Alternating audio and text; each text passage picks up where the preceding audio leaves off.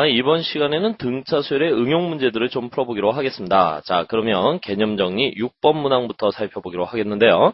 자, 문제 조건을 좀 살펴볼까요? 한 변의 길이가 2a인 정N각형의 내부에 각 꼭지점의 꼭지점을 중심으로 반지름의 길이가 a인 원을 그릴 때 생기는 도형의 둘레의 길이를 an이라 한다.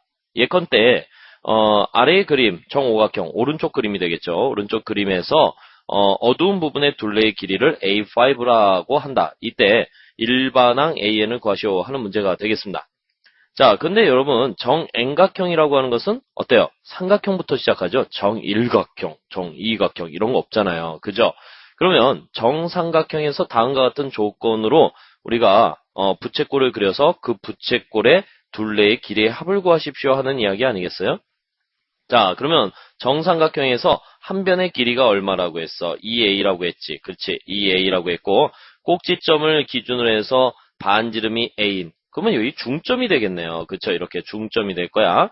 중점을 잡아서 이렇게 부채꼴을 그려봤습니다. 이렇게 부채꼴을 또 그렸고 이렇게 부채꼴을 그렸어요. 자, 이때 그려지는 이 도형에 바로 둘레를 구하십시오 하는 문제가 되겠네요. 그렇죠? 둘레를 구하십시오. 그러면 여러분들이 이런 문제를 풀려면 기본적으로 무엇을 알고 있어야 될까? 부채꼴에서 호의 길이를 구하는 공식 L은 R 세타라고 하는 것을 알아야 되겠죠. 근데 여기서 반지름이 A라고 했으니까 이 세타의 크기를 알아야 되는데 정삼각형의 세타의 크기는 바로 3분의 파이 60도 이렇게 이야기할 수 있죠. 그래서 정삼각형의 부채꼴 이 한 부채꼴의 둘레의 길이는 뭐라고 쓸 수 있어요? 바로 a 곱하기 3분의 파이. 그런데 그런 게 몇 개가 있어? 3개가 있으니까 3. 이래서 a 파이 이렇게 이야기할 수 있겠네요. 그죠? 자, 이번에 이제 정사각형을 그려놓고 한번 생각해보자. 정사각형에서 역시 한 변의 길이가 얼마라고 했어요? 2a라고 했죠. 2a. 그리고 꼭지점을 잡아서 역시 이제 중점을 뚝뚝뚝 연결을 해야 되겠네. 그래서 이렇게 부채꼴을 또 4개를 그려봤어요. 4개를 이렇게 그려봤습니다. 자, 4개를 이렇게 그려봤습니다. 그러면 여기가 몇 도니? 90도죠. 2분의 파이가 되겠네요. 그렇죠? 그러니까는 요 부채꼴 하나의 요 호의 길이는 어떻게 구할 수 있죠? A4라고 하는 것은 A 곱하기 반지름이 A가 되겠고 중심각이 2분의 파이 그런 게 몇 개가 있어? 4개가 있으니까 이것은 2a 파이 이렇게 쓸 수 있겠습니다. 됐습니까?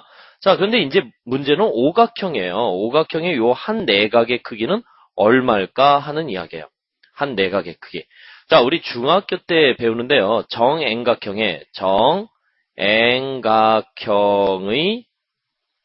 한 내각의 크기 공식이 있죠. 바로 세타 n이라고 하면은요. 이것은 어떻게 되겠습니까? 바로 n분의 n-2파이라는 공식 기억나십니까? 그죠? 자, 여기다 혹시나 하는 생각에 a 3를 한번 넣어볼게요. 그러면 3분의 파이 이렇게 나오겠죠. 60도 맞잖아. 그러니까 세타 5는 얼마가 되겠어요? 바로 5분의 3파이 이렇게 해서 요 각의 크기는 5분의 3파이가 되겠네요. 그죠? 그러니까 A5라고 하는 것은 어떻게 쓰죠? A5는 반지름이 A이고 중심각의 크기가 5분의 3파이가 되는데 그런 게 몇 개가 있어요? 요게 하나, 둘, 셋, 넷, 5개가 있을까? 다시 곱하기 5 그래서 3A 파이 이렇게 구할 수 있네요. 그죠?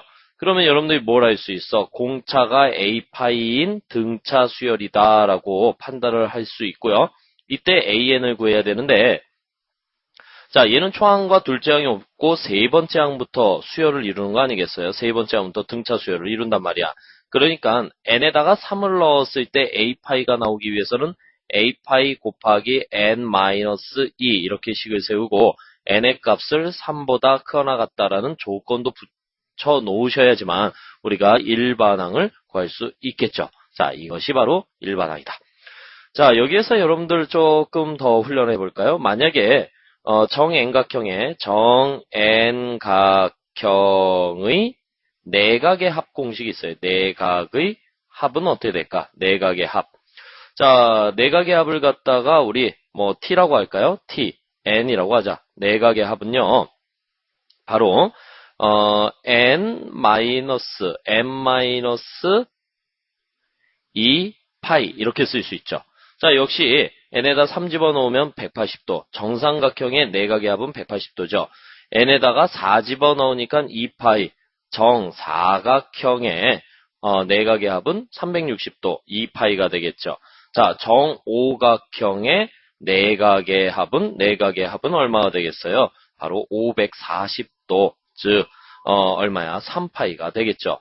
따라서 이 내각의 합 공식을 알아야지만 이 내각의 합을 n 각형이니까 각의 수로 나눠주게 되면 한 내각의 크기가 나오게 되는 것이죠.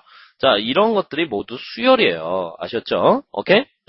자, 어쨌든 여러분들 여기서 조심해야 될 것은 이 문제에서 초항과 둘째 항은 없어요. 세 번째 항부터 수열을 이루고 따라서 an을 결정할 때 3을 넣었을 때 a파이가 나오도록 식을 조절해 주셔야 되겠고 그 다음에 조건도 명시해 줘야지만 이 문제의 일반항으로서의 가치가 있다. 알겠죠? 자, 이번엔 이제 7번 문항을 좀 살펴보는데 7번 역시 좀 만만치 않습니다. 여러분들 문장을 천천히 읽으면서 판단해 보시기 바라겠어요. 자, 직선 y는 4x-2 위에 있고 x축 x좌표가 m인 점을 pm 이렇게 이야기했어요. 그 다음에 직선 y는 6x 플러스 2 위에 있고 x좌표가 n인 점을 qn이라 하자. 서로 다른 두 자연수 mn에 대하여. 자, m과 n은 자연수예요. 그리고 선분 pm, qn이 x축과 평행하다라고 했어요. 이때 pm, qn의 연장선이 y축과 만나는 점의 y좌표를 작은 값부터 차례로 나열하여 만든 수열을 an이라 한다. 이때 a10의 값을 구하십시오 하는 문제네요. 자, 문제풀이가 좀 길 것 같아요. 그래서 선생님이 칠판 하나 열겠습니다. 자, 일단은 문제를 읽었으니까 문제 조건에 맞춰서 간단하게 그림을 좀 그려볼까요? 자, 이렇게 y축 하나 그릴 수 있겠죠. 그리고 여기 x축 하나 그려봤어요. 선생님이 등차 수열의 개념 정리를 해드리면서 등차 수열은 n에 관한 1차식, 즉 1차 함수와 관련된 문제가 출제될 것이다. 이렇게 말씀을 드린 적이 있죠. 바로 이러한 유형의 문제가 되겠습니다. 그러면 얘들아, 여기서 보면은 이것은 뭐야? 공차가 4인 등차수열, 이것은 공차가 6인 등차수열, 뭐 이런 걸 미리 좀 생각하고 들어가시면 문제를 좀 쉽게 바라볼 수 있는데 어쨌든 그림을 좀 그려보면 y절편이 마이너스 2가 되면서 기울기가 4인 직선 하나를 이렇게 띡 그릴 수가 있을 거예요. 자, 얘가 y는 4x 마이너스 2 이렇게 쓸 수가 있겠네요. 자, 그 다음에 또 이 녀석은 y절편이 2고 기울기가 6이에요. 이거 어떻게 그리지? 자, 어쨌든 뭐 이렇게 하나 그려봤어요. 이렇게 그리셔야 되겠네요. 자, 얘가 y는 6x 플러스 2 뭐 이렇게 되었습니다. 자, 이때 여기 띡 이거 자, 직선 하나 띡 그어봤어요. 또 띡 그어봤어. 그랬더니 여기서 이렇게 만났어. 그때 얘를 갖다가 qn이라고 하고요. 그 다음에 얘를 pm이라고 하자. 그러면 여기가 m인데 자연수여야 되겠고 여기가 n인데 역시 자연수여야 한다. 왜냐하면 pm, qn이라는 선분이 x축에 평행해야 하니까. 그러면 결국은 x축에 평행하다라는 말은 y좌표의 값이 같다라는 얘기 아니겠어요? y좌표의 값이 같다라는 얘기는 이 함수의 y좌표 값들의 집합하고 이 함수의 y좌표 값들의 집합 중에서 바로 공통 원소를 찾아라 하는 얘기 아니겠습니까? 그죠? 그러면 말이야, 어차피 m과 n이 자연수니까는 요 직선이 있는 y좌표 값들의 집합을 한번 pm의 집합이라고 한번 해볼게요. 자, 그래서 p 집합을 써보면은요, x의 값이 자연수로 바뀌는 거 아니에요. 그래서 1 넣어보니까는 2가 나올 거고, 또 2 넣어보니까는 6이 나올 거고, 공차가 4인 등차 수열의 형태를 띠겠죠? 10이 나올 거고, 14가 나올 거고, 18이 나올 거고, 22가 나올 거고, 26이 나올 거고, 종종종 이렇게 써봤습니다. 자, 그 다음에 요 직선 위에 있는 y좌표 값 중 자연수인 것들을 갖다 한번 구해볼까요? 자, 그러면 q의 집합이라고 해놓고 n에다가 x에다 1 넣어보자. 그랬더니 8이 나왔고요. 그 다음에 2 넣어보니까는 14가 나왔어요. 그 다음에 3 넣어보니까는 얼마? 20이 나왔어요. 아하, 공차가 6인 등차 수열이구나 해서 26, 32 이렇게 쫑쫑쫑 이렇게 써 나가 보았습니다. 자, 이때 이 두 선분이 x축하고 평행하다는 것은 y좌표가 같다는 얘기는 바로 공통 원소를 갖는다는 얘기죠. 여기서 딱 보니까 첫 번째로 나오는 공통 원소가 뭐예요? 14가 되겠네요. 그쵸? 자, 14에다 이렇게 동그라미를 쳤어요. 그 다음에 나타나는 공통 원소가 26이죠. 근데 여러분들 여기서 또 알아놓으셔야 될 게 있어. 요 차이가 얼마니? 얘들아, 12지요. 12. 근데 요 12의 의미는요. 4와 6의 최소 공배수예요. 4와 6의 최소 공배수는요. 12가 되겠죠. 12. 아하. 그럼 얘들아, 이 문제를 지금 막 푸는 게 중요한 게 아니라 이제 여기서 한 가지의 원리를 깨달아야 돼. 공차가 4인 등차 수열의 원소들과 그 다음에 공차가 6인 원소들로 이루어진 집합의 교집합의 원소는 공차가 12인 바로 원소들이다. 이렇게 이야기할 수 있어야 되겠네요. 그러면은 얘들아, 초항이 14고 공차가 12로 결정되었으니까 이때 A10이라고 하는 것은 초항이 얘가 초항 아냐, 그 다음에 얘가 공차냐, 그러니까 14 플러스 9, 그 다음에 공차 12 이렇게 해서 간단하게 계산할 수 있겠죠. 그래서 14 더하기 그 다음에 얼마가 되겠어요? 108. 그래서 우리가 구하려고 하는 값은 122 이렇게 구할 수 있는 거야. 그래서 몇 번의 답이 있습니까? 1번에 답이 있겠네요. 자, 1번에 답이 있어요. 여기 있네요. 그죠? 오케이. 자, 이렇게 우리가 수열이라고 하는 거, 등차 수열이 쉬우니까 말이죠. 이렇게 직선의 관계로, 함수값의 관계로 수열 문제를 대신할 수 있습니다. 이런 게 바로 응용력이라고 하는 것이죠. 여러분들 이런 응용력을 키워서 등차 수열 문제를 잘 푸셔야 되겠고요. 그 다음 문제로 또 넘어가 보기로 하겠습니다. 자, 이번에는 또 무슨 문제인가? 다음 그림은 어느 해 2월의 달력이다. 각 주에서 하루씩 택하여 항수가 4이고 공차가 양수인 등차 수열을 만든다면 모두 몇 가지나 만들 수 있겠는가? 이렇게 되어 있습니다. 예를 들어서 2, 9, 16, 23. 2, 9, 16, 23은 공차가 7인 등차 수열을 만들어냈죠. 다시 한번 문장을 읽어보면 각 주에서 하루씩 택하여야 한다는 게 중요한 기준이 될 거예요. 그죠? 근데 선생님이 아까도 말씀드렸지만은 바로 등차 수열이라고 하는 것은 1차 함수, 1차 함수는 등차 수열은 1차 함수, 1차 함수는 좌표 평면상에서 직선 이렇게 이야기했죠. 그러면 직선 위에 있는 등 간격의 y좌표 값들은 반드시 등차 수열을 이룬단 말이야. 그래? 그럼 얘들아, 이것도 어차피 이렇게 그어보면 직선 아니겠어요? 그쵸? 각 하루를 갖다 점으로 생각한다면 그 점들을 연결해 보니까 직선이 되는 거 아니야? 그지? 그러면 이렇게 직선을 몇 개나 그을 수 있느냐? 각 주에서 하나의 점들을 선택해서 하루씩 선택해서 직선을 몇 개 그을 수 있느냐 하는 문제가 같은 것이죠. 그래서 자, 직선을 한번 그어볼까? 이렇게 하면은 뭐야? 공차가 7인 등차 수열 되죠. 그렇죠? 공차가 7인 등차 수열. 자, 또 이렇게 해서 또 그을 수 있죠. 공차가 7인 등차 수열. 또 그러면 둘, 셋, 넷, 그 다음에 다섯, 여섯, 7개 그을 수 있어요. 자, 이렇게만 그을 수 있나? 이렇게도 그을 수 있겠죠. 자, 이렇게 한번 그어볼까요? 이렇게 그어보니까 1, 9, 17, 25 이래서 공차가 8인 등차 수열이 되었잖아요. 그죠? 그러면 또 이렇게도 그을 수 있겠죠. 그럼 어때? 20, 18, 26 맞죠? 또 이렇게도 그을 수 있을 거예요. 그죠? 또 이렇게도 그을 수 있겠네.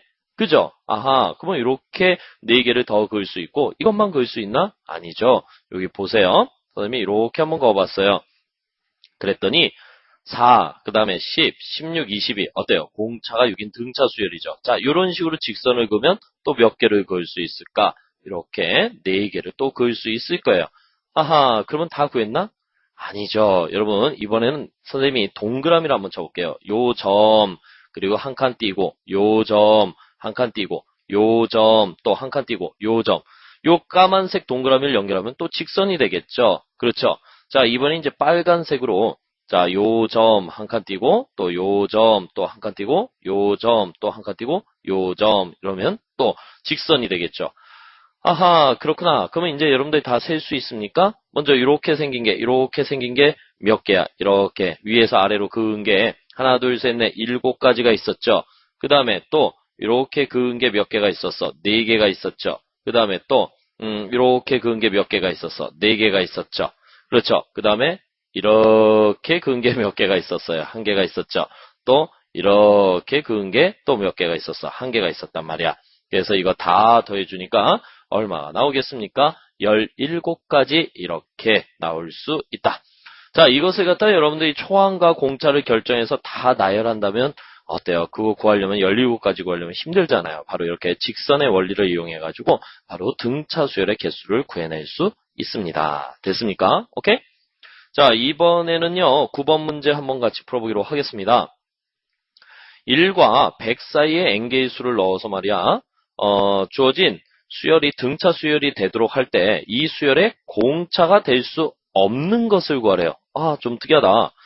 자, 여기서 여러분들이 생각하셔야 될 것은요. 먼저 요 n개라고 했는데 이 n이라는 숫자는 죽었다 깨어나도 자연수여야 하겠죠. 자연수. 그리고 공차는 뭐 자연수다, 정수다 이런 용어가 없이 보기 중에서 바로 공차가 될 수 없는 것을 골라라 하는 이야기예요.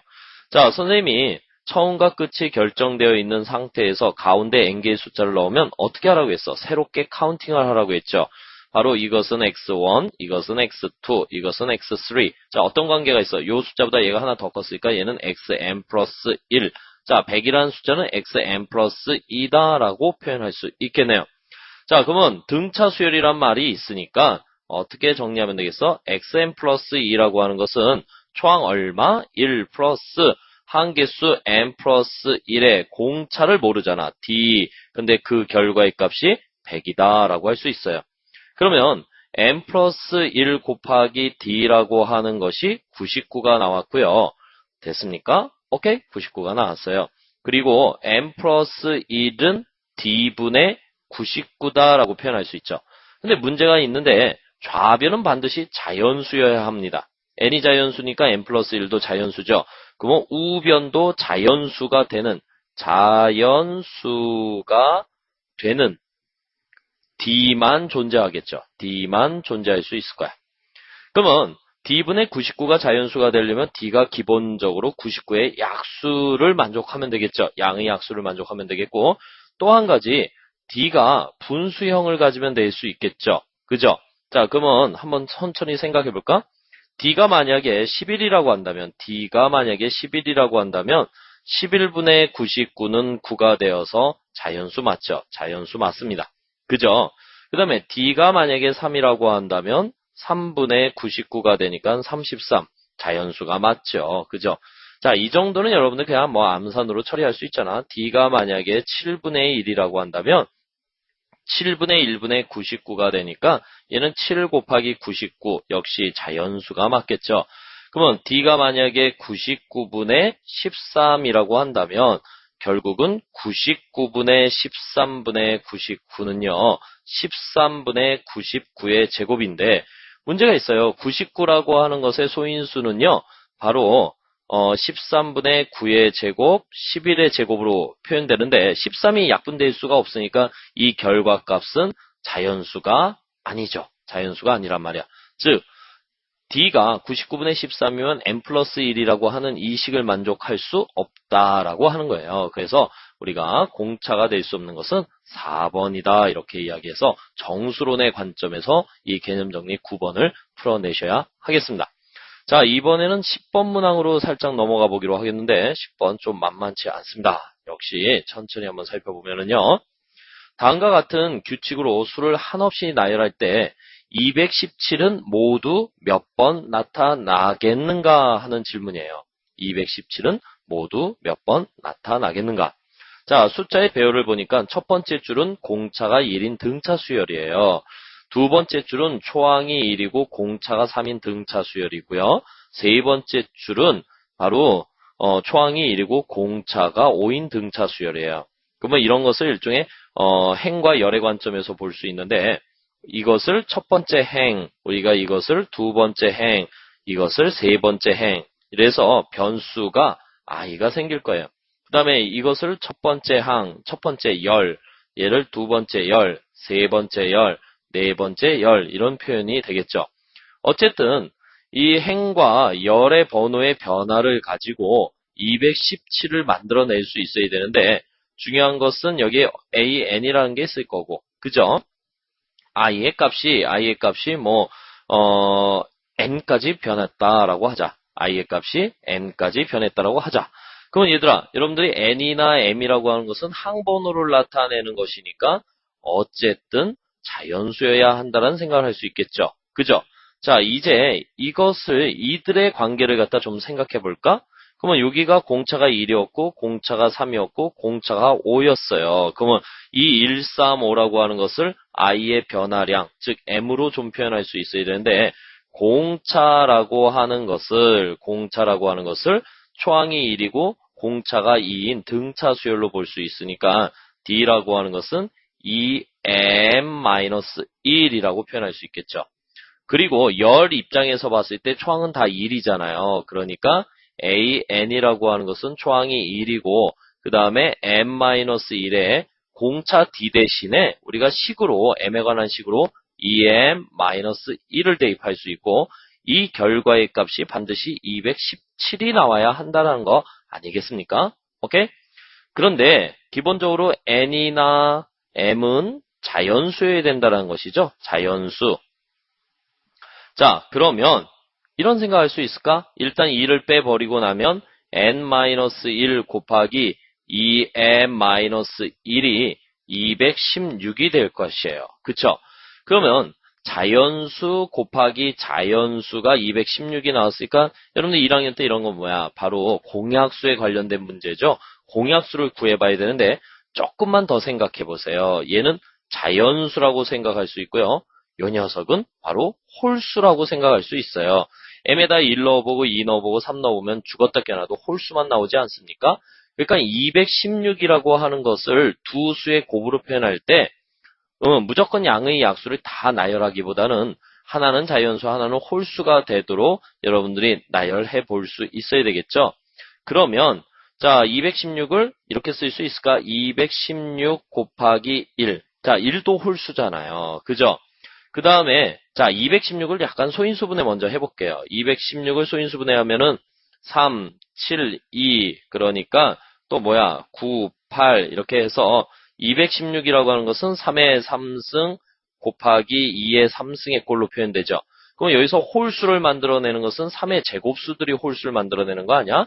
그러니까 여기에서 어떻게 쓸 수 있어요? 여기에 3 홀수를 먼저 결정하고 나면은 그죠? 여기는 72가 오면 되겠네요.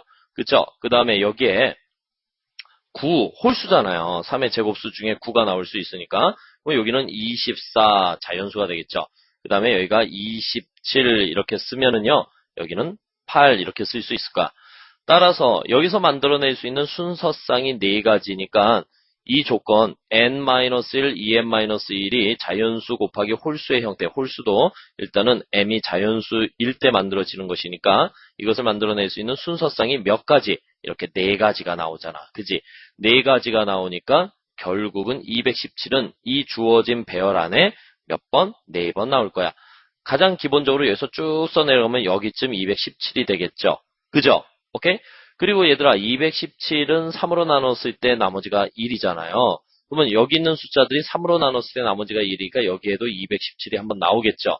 이런 식으로 217이 몇 번 나온다? 바로 4번 나온다라는 이야기예요. 자, 이때 우리가 역시 정수 이론을 가지고 문제를 푼다.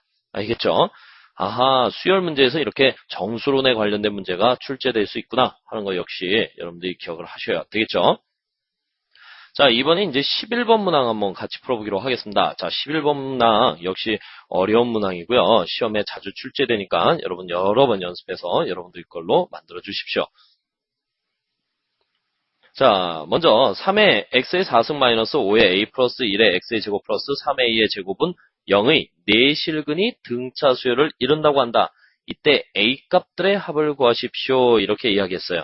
자, 선생님이 개념 강의 때 내수가 등차 수열을 이룬다라는 표현이 나오면 어떻게 쓰라고 했습니까?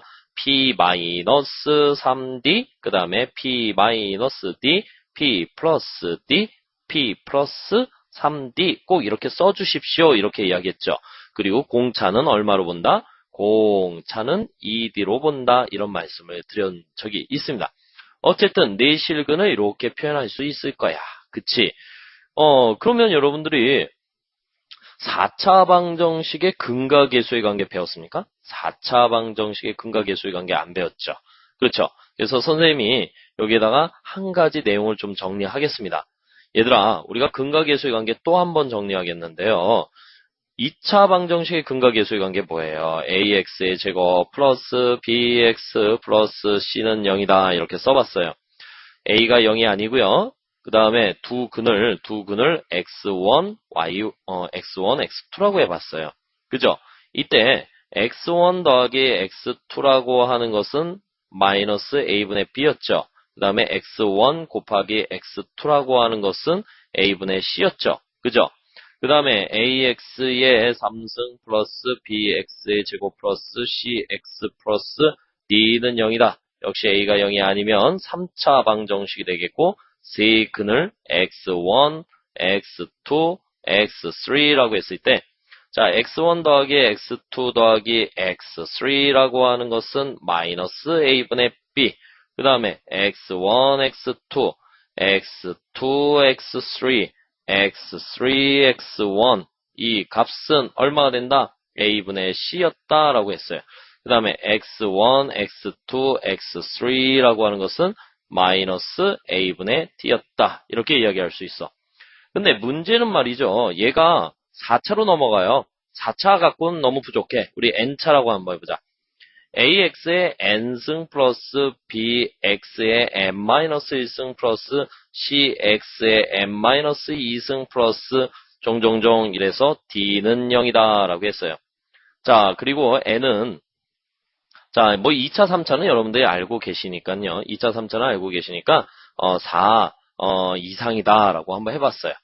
자, 이때 말이죠. n차 방정식이니까 근이 몇 개가 될까요? 역시 n개가 될 거예요. 근을 자, x1, x2, 중간 생략, xn 이렇게 써봤습니다. 이때만 반드시 말이죠. 반드시 이렇게 이야기할 수 있어. 첫 번째, 모든 근의 합은 최고차항과 그 다음 차항의 계수관계로 표현할 수 있는데 반드시 마이너스 a분의 b로 표현할 수 있어요. 두 번째, 모든 근의 교대곱의 합, 교대곱의 합은요, 반드시 a분의 c, 최고차항과 그 다음 차항, 바로 c로 표현할 수 있어요. 그런데 이제 마지막으로 모든 근의 곱. 자, 이 모든 근의 곱은 조금 조심하셔야 되는데 n이 짝수인 경우. 자, 여기 n이 짝수잖아요. 그때는 모든 근의 곱은 양수가 됩니다. 근데 n이 홀수가 되면 모든 근의 곱은 음수가 됩니다. 음의 부호가 붙죠. 음수라는 표현보다는 음의 부호가 붙는다. 이렇게 이야기할 수 있어. 그렇기 때문에 n이 짝수냐, n이 홀수냐에 따라서 바로 모든 근의 곱은 이 문자의 관계가 다음과 같이 표현될 수 있는데 최고차항분의 상수 a분의 d, 그 다음에 n이 홀수일 땐 마이너스 a분의 d 이렇게 표현할 수 있어요. 그래서 고차 방정식의 근각계수의 관계 중에서 중요한 것을 정리해봤는데 여러분들 여기서 조금만 더 부연하자면은 교대곱이라는 게 있어요. 교대곱의 합, 바로 이런 경우야. 서로 다른 두 근의 곱의 합, 그러면 n개의 근이 있을 때, 이 n개의 근에 서로 다른 두 근의 곱의 합은요, 반드시 최고차항과 그 다음 차항의 계수관계로 표현할 수 있다. 자, 이런 거 하나 정리하고 계시면 이 문제 푸는데 좀 도움이 되겠습니다. 자, 그러면 이제 뭔가 여러분들 문제 접근법을 알 수 있겠죠? 자, 첫 번째, 모든 근의 합부터 좀 구해보기로 하겠습니다. 모든 근의 합. 얘랑 다 더해야 돼. 그러니까 p-3d 플러스 p-d 플러스 p 플러스 d 플러스 p 플러스 3d의 값은 4p가 되는데 문제는 최고차항 4차항이 있는데 3차항이 없어요. 3차항이 없다는 것은 3차항의 개수가 0이란 얘기죠. 그래서 이것은 0이다. 3분의 0 이래가지고 p의 값은 0이에요. 그러니까 우리가 이렇게 4개의 실근을 놓을 때, 4개의 실근을 놓을 때, 애초에 그냥 마이너스 3D, 그 다음에 마이너스 D, 그 다음에 플러스 D, 플러스 3D 이렇게 놓아도 된다는 얘기죠. 물론 계산의 근거에 의해서. 알겠습니까? 오케이? 됐습니까? 자, 어쨌든 P의 값이 0인 것을 알았으니까 문자가 하나 줄었어요. 그 다음에 이제 두 번째 해야 할 일은요. 이것을 가지고 이제 교대곱을 구해야 되는데 교대곱 구하기가 좀 귀찮잖아요. 얘랑 곱하고 얘랑 곱하고 얘랑 곱하고 얘랑 곱하고 아유 헷갈려. 6개를 곱해야 되는데 이거 어떻게 곱하겠어요. 그래서 이런 방법을 한번 써볼게. 어차피 이 방정식의 4개의 실근이 얘네들 아니니? 그죠? 그러니까 이 녀석들을 근으로 갖는 방정식을 하나 세워볼게요. 어떻게? x 플러스 3d 그 다음에 x 플러스 d 그리고 x 마이너스 d x 마이너스 3d는 0이라는 이러한 방정식을 세워봤어요. 이건 뭐야?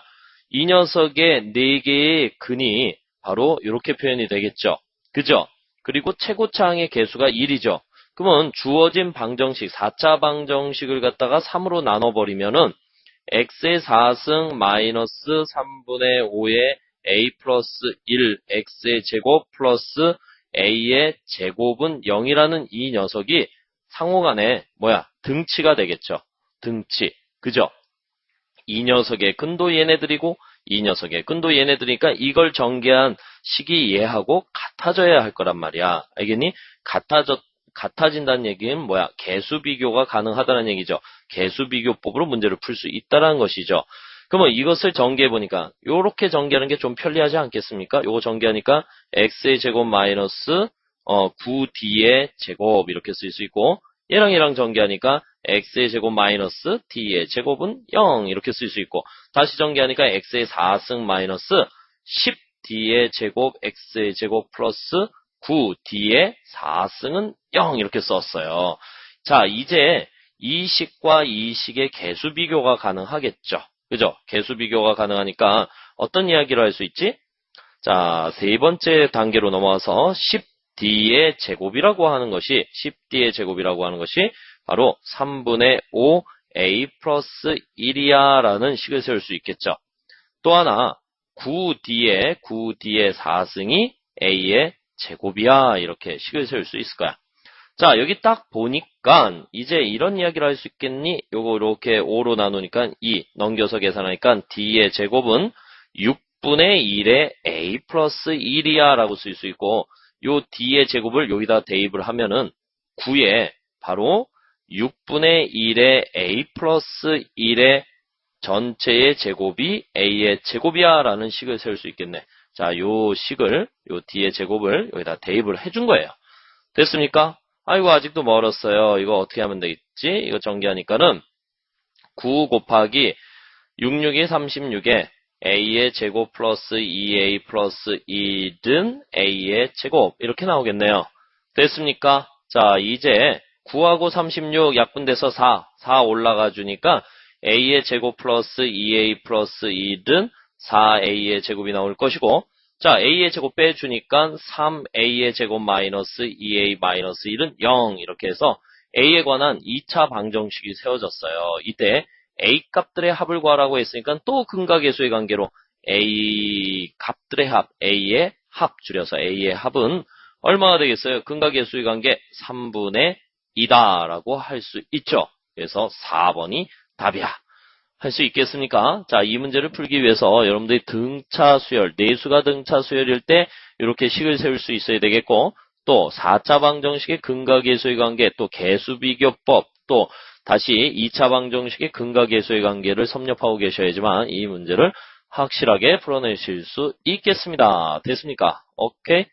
자, 이번에는요, 자, 그래프를 분석해서 등차 수열의 개념이 적용되는 문제를 하나 풀어보기로 하겠습니다. 자, 두 함수가 주어졌는데, y는 절대치 x의 제곱 마이너스 8. 아, 2차 함수도 어려운데 여기에 절대치를 붙여놨어요. 그리고 y는 k라고 하는 상수함수 그래프가 서로 다른 4점에서 만나고, 이 교점들의 x좌표가 등차 수열을 이룰 때 k의 값을 구하십시오. 이렇게 이야기했습니다. 자, 여러분들이 여기서 먼저 살펴야 하는 것은 그래프를 살짝 그려볼까요? 여기가 y축이고 여기가 X축이에요. 그래서 전체의 절대치가 있으면 여러분들 그래프 어떻게 그렸어요? 자, 한번 오랜만에 그려볼까? 이렇게 이차함수 그래프를 띠리리리리리리 이렇게 그리잖아. 이 꼭지점이 0,-8이잖아. 절대치가 없는 상태에서 그래프를 그린 다음에 뭐야? 접어 올려주면은 우리가 구하고자 하는 그래프의 개형이 되겠죠. 그죠? 그래서 어떻게? 이렇게. 그래서 접어 올렸어. 접어 올렸더니 여기가 어떻게? 0,8을 지나야 되겠지. 이렇게 해서 이렇게 그려주면은 바로 이것이 y는 절대치 x의 제곱 마이너스 8 그래프야. 이렇게 이야기할 수 있어. 그 다음에 적당하게 y는 k라는 직선을 띡 그려봤더니 y는 k라는 직선을 띡 그려봤더니 바로 요점 그리고 요점 그리고 요점 요 점이 바로 뭐야? 네 개의 숫자가 등차 수열을 이룬다라고 되어 있지 않습니까? 네 개의 숫자가 등차 수열을 이뤄요. 근데 여러분들이 알다시피 지금 이 주어진 그래프가 y축의 대칭이죠? 그럼 요 간격하고 요 간격이 같으니까 이런 경우에 내수가 등차 수열이라고 해서 p-3d 이렇게 놓을 필요가 없겠죠. 그냥 여기를 d라고 놓는다면 그쵸? 여기는 마이너스 d라고 놓으면 되겠죠. 근데 요 간격이 얼마야? 2d잖아. 그러니까 여기는 3d 이렇게 놓으면 되겠고 여기는 마이너스 3d 이렇게 식을 세우시면은 바로 내수가 이 교점의 교점의 좌표가 등차 수열을 이룬다라고 할 수 있죠. 자, 이제 여러분들이 뭘 풀어야 되겠어요? k의 값을 구해야 되는데 결국은 요 높이가 같다라는 관점 아니겠어요?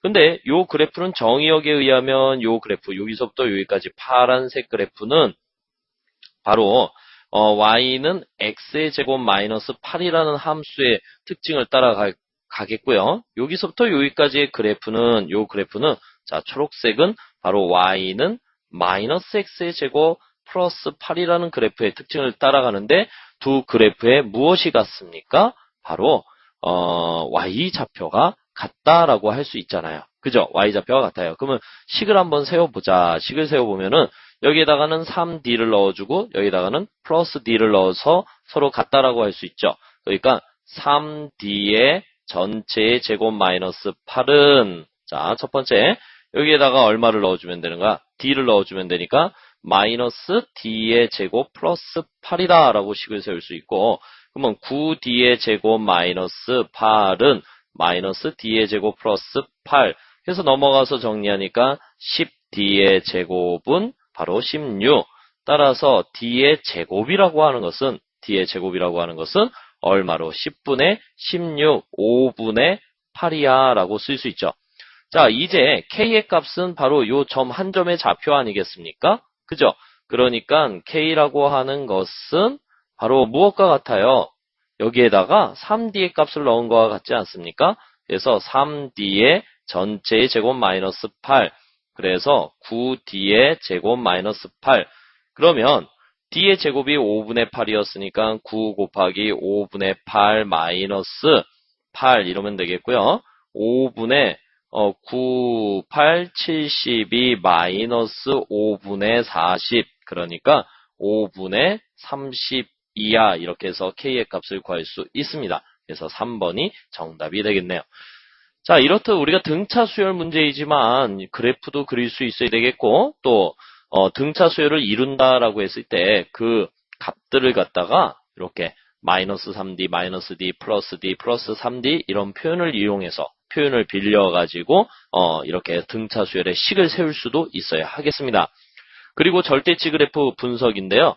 여기서부터 여기까지는 아래로 볼록한 그래프의 규칙을 따라가고 여기서부터 여기까지는 위로 볼록한 그래프의 규칙 그래서 식을 세울 수 있어야 되겠고 이렇게 y값이 같다라는 것을 통해서 우리가 d의 제곱의 값을 구하고 d의 제곱값을 통해서 k의 값을 구한다. 어때요? 할 수 있겠습니까? 오케이? 자, 이번에는요. 좀 복잡한 계산 문제를 하나 풀어보겠습니다. 이제 마지막 문제예요. 이 페이지의 마지막 문제인데 자, 정신들 좀 차리시고 자, 이 문제가 좀 많이 복잡해요. 그래서 선생님이 좀 떼가지고 좀 넓은 칠판에서 문제를 좀 풀어드리도록 하겠습니다. 자, 한번 보자. 자, 다시 쭉 해서 자, 큰 칠판 하나 열어볼게요. 자, 흰색 득. 자, 컨트롤 V 됐습니다. 자, 요 좀 넓은 공간에서 문제를 풀어볼게. 됐습니까? 자, 문제 잘 보이시죠? 자, 천천히 한번 보겠습니다. 자, 제 m항이 n의 제곱이고 제 n항이 m의 제곱인 등차 수열이 있다. 이때 m 플러스 n항은 이렇게 물어봤어요. 자, 문제는 이게 숫자가 하나도 없고 다 문자예요. 그리고 오직 한마디 등차 수열이란 말이 있는데 등차 수열하면 초항과 공차가 중요한 거 아니겠어요? 어느 곳에도 초항도 없고 공차도 없어요. 그리고 m하고 n은 왜 다르다고 했을까? 그죠? 그리고 m 플러스 n항을 구하래요. 와, 어떡하지? 자, 그러면 일단 초항이라고 하는 것을 우리 A라고 합시다. 그 다음에 공차라고 하는 것을 D라고 합시다. 그러면 일단 주어진 식을 한번 표현해 볼까? 제 m항이 n의 제곱이래요. 그러면 A, m은 이렇게 쓸 수 있죠. 초항 플러스 m 마이너스 1의 공차 D의 값이 n의 제곱이야 라는 식을 세울 수 있죠. A, n은 제 n항은 바로 m의 제곱이라고 했으니까 A 플러스 n 마이너스 1의 공차 D 그리고 m의 제곱이야. 이렇게 쓸 수 있겠네요. 자, 그러면 A, m 플러스 n항은 A, m 플러스 n은 A 플러스 m 플러스 n 마이너스 1의 공차 D야. 이렇게 쓸 수 있는 거예요. 그죠? 자, 그러면 이 수식 관계들을 만족할 때 이 값이 얼마냐? 이걸 묻는 거 아니에요. 결국은 이 문제 어렵게 생각하지 말고 초항과 공차를 구해서 대입한다. 근데 계산이 복잡해요. 뭐 이것을 뭐 가정을 취하고 뭐 이렇게 하는데 선생님은요 차라리 그냥 힘들더라도 연립을 선택해서 이 문제를 좀 풀어보기로 하겠습니다. 자, 그냥 이렇게 빼보자. 이렇게 빼봤어. 빼봤더니 AA가 지워지잖아. 그지?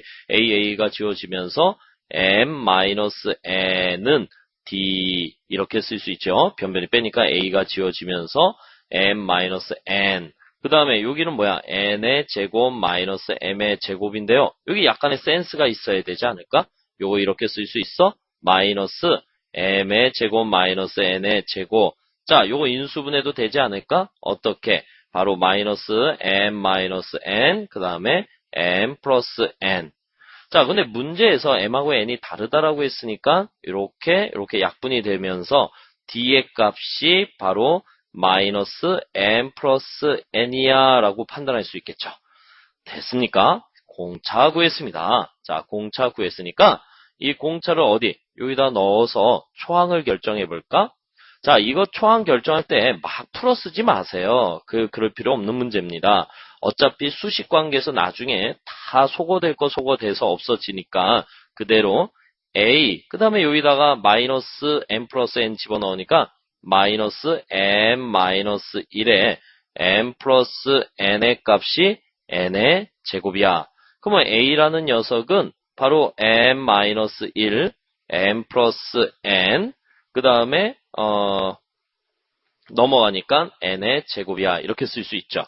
자, 이것을 어디에다가 여기에다가 다 집어넣어 주시면 되겠어요. 이 녀석하고 이 녀석을 여기다 집어넣자.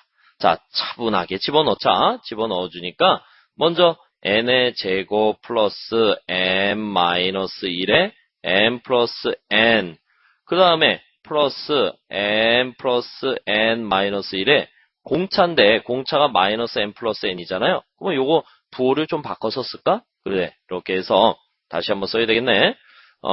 m 그 다음에 n 그 다음에 마이너스. 자, 여기에 마이너스 n 플러스 n이 들어가는 거야. 그러니까 m 플러스 n 마이너스 1에 m 플러스 n. 여기 마이너스 왜 됐는지 알죠? 여기 마이너스가 들어가니까. 자, 이제 전개를 하는데 막 전개하지 마시고 여기 보세요. m 플러스 n으로 묶어낼 수 있죠.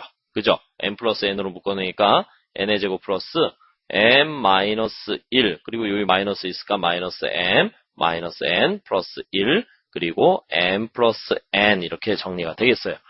자, 정리를 하고 나니까 요 m 지워지고요. 플러스 1, 마이너스 1 지워지고요. 마이너스 n만 남네요. 그죠? 그래서 n의 제곱, 그 다음에 플러스 마이너스 n, 그 다음에 m 플러스 n.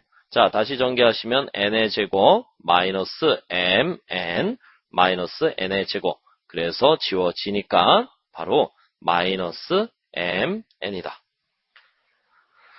자, 됐습니까? 여러분, 물론 이것은 이제 등차 수열의 일반항의 의미를 얼마나 자세히 알고 있고, 여러분들이 그 일반항을 이용해서, 연립방 정식을 세우고 계산식을 할 수 있느냐 하는, 그러한 출제 의도를 가지고 있습니다. 뭐, 특별한 의미는 없어요. 이렇게 여러분들이 정리하시면 되겠습니다. 자, 이렇게 해서 우리가 등차 수열 응용 문제 13번까지 풀어봤는데요. 여러분들이 어때요? 만만치 않죠? 혹시 등차 수열 좀 약하게 배운 친구들은 와 이렇게 어려운 등차수열 문제들도 있었구나 하는데 선생님 개념 확인 문제하고 연습 문제는 이거보다 좀 더 난이도가 센 포스가 강한 그런 문제들이 준비되어 있으니까 풀면서 여러분들이 또 좀 더 깊이 있는 연습을 해주세요. 일단 수열을 잘 하려면은요 등차 수열과 등비 수열 문제들을 기가 막히게 풀 수 있어야 돼요. 그렇지 않으면 후반부에 나오는 여러 가지 수열 문제는요 진짜 힘들어집니다. 그래서 어떤 학생들이 나는 수열이 제일 어렵다라는 학생들은요, 등차 수열하고 등비 수열을 잘못 배운 학생들이에요.